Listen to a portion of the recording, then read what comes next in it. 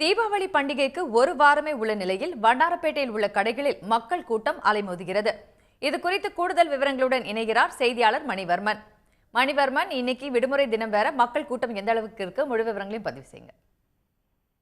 தீபாவளி பண்டிகை கொண்டாடுவதற்கு இன்னும் ஒரு வார காலமே உள்ள நிலையில் மக்கள் ஆர்வத்துடன் தங்கள் புத்தாடைகளை வாங்க குவிந்து வருகின்றனர். குறிப்பாக வண்ணாரப்பேட்டை ஜிஏ ரோடு மற்றும் எம்சி சாலை பகுதிகளில் அதிக அளவில் மக்கள் கூட்டமானது தற்பொழுது நிறைந்து வருகிறது. குறிப்பாக தீபாவளி பண்டிகை என்றாலே புத்தாடைகளும் இனிப்பு வகை தான் முக்கியத்துவம் வாய்ந்ததாக கருதப்படுகிறது. மக்கள் தங்கள் குடும்பத்தினருக்கும் உறவினர்களுக்கும் புத்தாடைகளை வழங்கி வாங்கியும் மகிழ்வித்து கொண்டாடி வருகின்றனர்.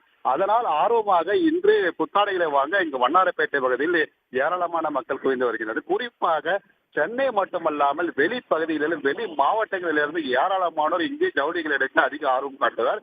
இங்கு வண்ணாரப்பேட்டை பகுதிகளில் ஜவுளி கடைகள் அதிகம் நிறைந்த கடைகள் என்பதால் 4000த்திற்கும் மேற்பட்ட கடைகள் இங்கே விற்பனை செய்யப்படுகின்றன.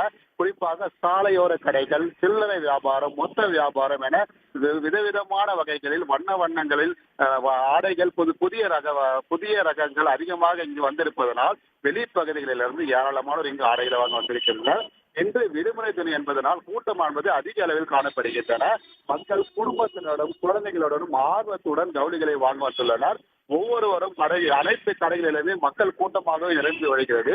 நடந்து செல்வதற்கு கூட வழி இல்லாமல் மக்கள் ஏராளமானோர் இங்கு ஜவுளிகளை வாங்க ஆர்வம் காட்டி வருகின்றனர். தீபாவளி பண்டிகை கொண்டாடுவதற்கு இன்னும் ஒரு வார காலமாக உள்ள நிலையில் இந்த விடுமுறை தினத்தில் மக்கள் தங்களுக்கு வேண்டிய ஆடைகளை வாங்குவதற்காக வண்ணாரப்பேட்டையில் படையெடுத்துள்ளனர்.